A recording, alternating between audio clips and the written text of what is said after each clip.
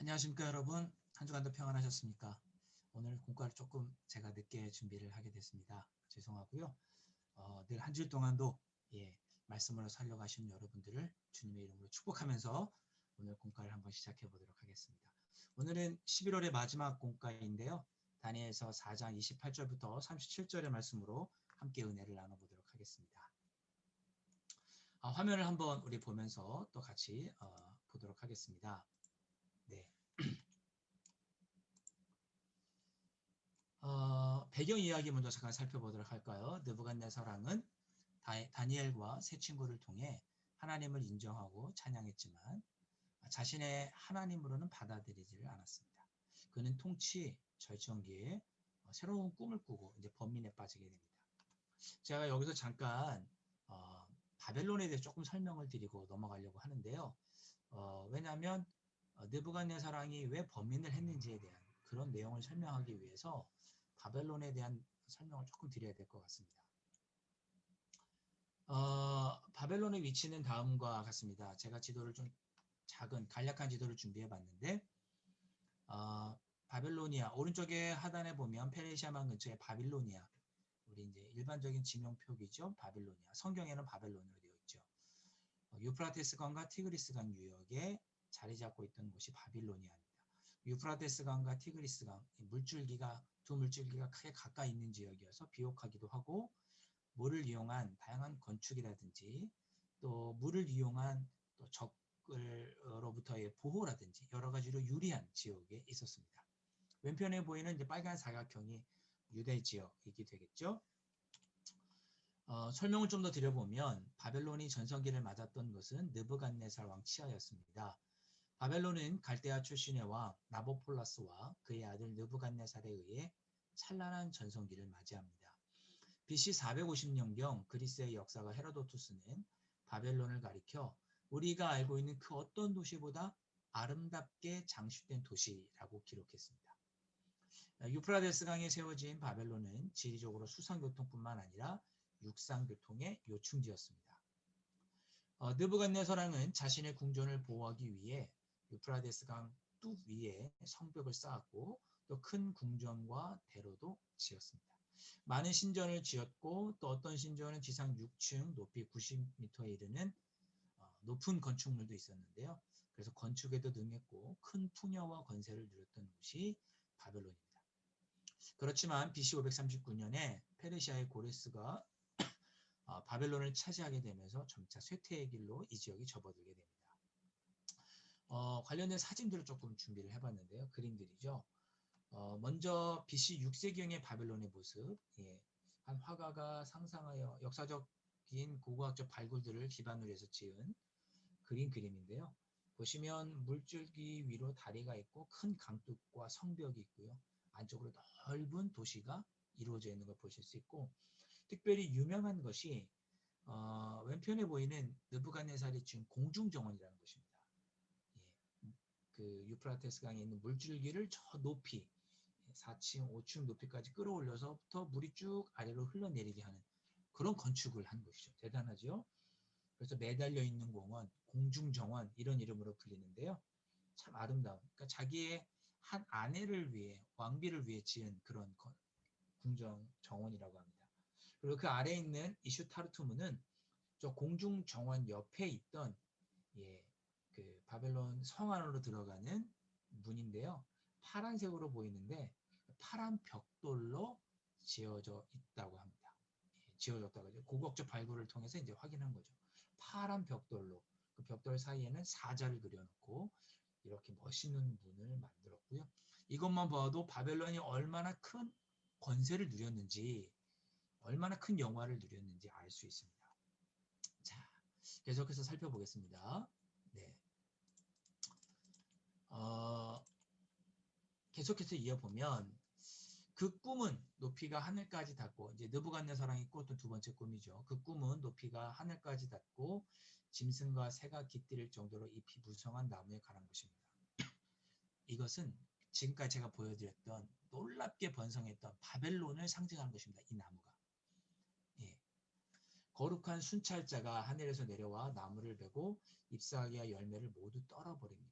이는 교만한 왕의 권세를 꺾으시는 하나님의 심판을 의미합니다. 그럼 제가 방금 보여드렸다시피 느부갓네살왕이 엄청난 권세, 부귀영화를 누렸어요. 예. 그런 걸 이루니 인간적인 마음으로 교만한 마음이 든 거죠. 내가 이걸 이루었구나. 좀 이따가 이제 30절 말씀 보면 나오죠. 내가 이렇게 놀랍게 이루었다. 영광을 이루었다.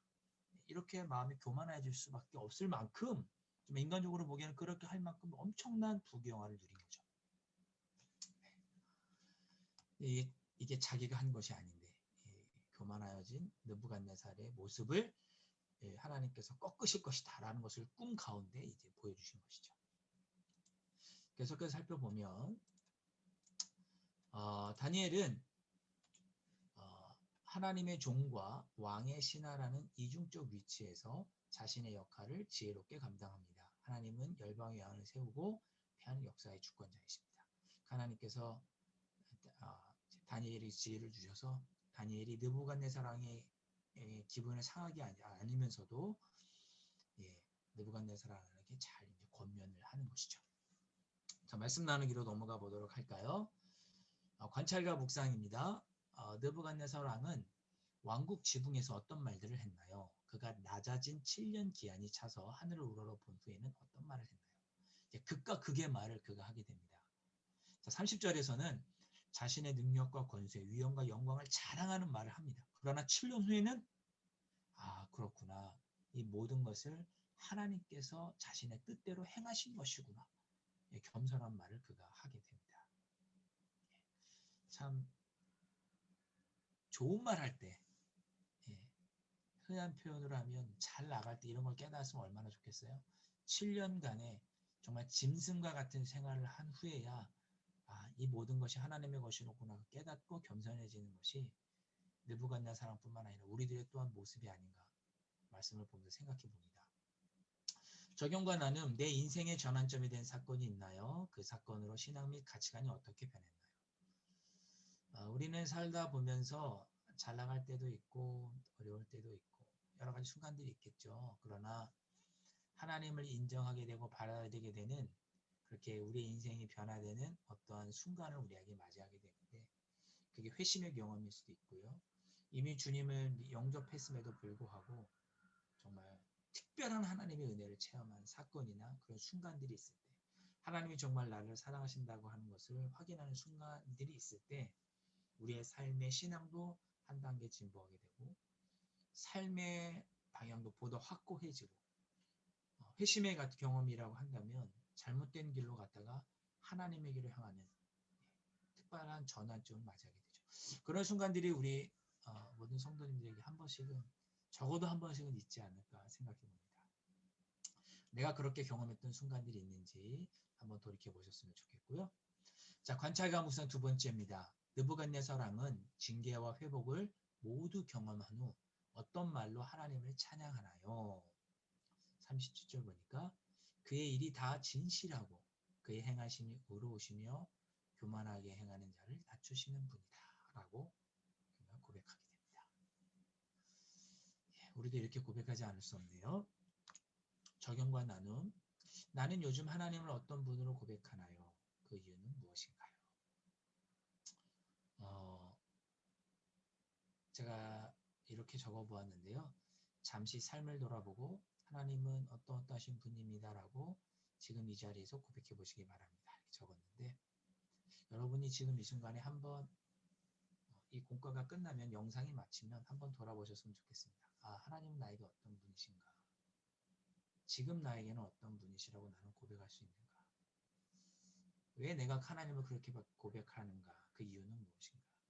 한번 돌아보시면서 한번 여러분 자신의 신앙의 과정을 한번 돌이켜 보셨으면 좋겠습니다. 저는 이렇게 고백해 보려고 합니다. 하나님은 결과적으로 합력하여 선을 이루시는 분이시다. 제가 그렇게 고백하는 이유가 무엇인지는 비밀입니다. 네, 말씀 다지기 중에서 발췌해 보았습니다. 느부갓네살 왕은 개인의 인생과 제국의 역사를 주관하시는 하나님의 주권을 철저히 깨닫게 됩니다. 7년간의 고난을 통해서 깨닫게 되는 거죠. 하나님은 그분의 주권을 인정할 수밖에 없는 일을 우리에게도 허락하셔서 겸손히 그분께 순종하는 사람이 되게 하십니다. 누구를 주인으로 여기는가? 이 질문에 정직하게 대답해 보시기를 바랍니다. 누구를 주인으로 여기는가는 나는 하나님을 어떤 분으로 고백하고 있는가? 같은 질문이라고 보시면 되겠습니다. 자, 또한 이렇게 기도해 보시면 좋겠습니다. 우리의 힘으로 이만큼 살아왔다고 생각했던 어리석음과 교만을 주님 용서하여 주시옵소서. 우리에게 일어난 일들을 통해서 하나님의 뜻을 깨달을 수 있도록 지혜를 더하여 주시옵소서. 코로나 바이러스로 고통받는 모든 이들을, 전 세계 모든 이들을 하나님 긍휼히 여겨주시고 삶의 주권자 되시는 하나님만 의지하게 하여 주시옵소서. 예, 영상이 마치시면 또 이렇게 함께 기도해 보셨으면 좋겠습니다. 기도하겠습니다. 하나님 아버지, 오늘 말씀을 통해 정말 저희들이 이만큼 지내게 된 것이 나의 힘과 노력이 아니라 하나님의 은혜였음을 다시 한번 고백하게 해주셔서 감사합니다. 아버지 하나님, 하나님께서 우리에게 힘과 능력과 지혜를 주셔서 우리가 이만큼 살아왔음에도 불구하고 내가 한 것으로 착각하고 또 내가 해야 하는 것으로, 나의 힘으로 해야 하는 것으로 착각했던 그런 연약한 모습들이 또한 우리에게 있었음도 고백합니다. 그런 어리석었던 저희들의 모습은 하나님 긍휼히 여겨주시고 앞으로도 하나님의 뜻을 깨달아 하나님의 일을 감당할 때 하나님만 의지하며 바라보며 주님의 일을 감당하고 이 땅을 살아가는 저희들이 될 수 있도록 인도하여 주시옵소서. 아버지 하나님, 간절히 바라옵고 원하옵는 것은 코로나로 인하여 많은 사람들이 고통과 염려 가운데 있습니다.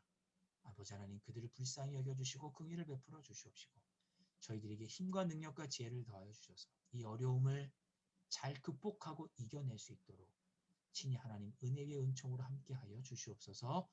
예수님의 이름으로 간절히 기도하옵나이다. 아멘. 네, 오늘 여기까지 공과를 나누도록 하겠습니다. 한 주일 동안도 평안하시고요. 네, 하나님의 은혜 가운데 오늘도 또 그리고 남은 한 주간도 평안히 지내실 수 있길 바랍니다. 다시 한번 오늘 이렇게 구역공과 영상을 늦게 올려드리게 됨을 진심으로 사과드리고요. 다음 주에도 또 우리 새로운 말씀으로 함께 은혜 나누도록 하겠습니다. 남은 한 주간도 평안하십시오.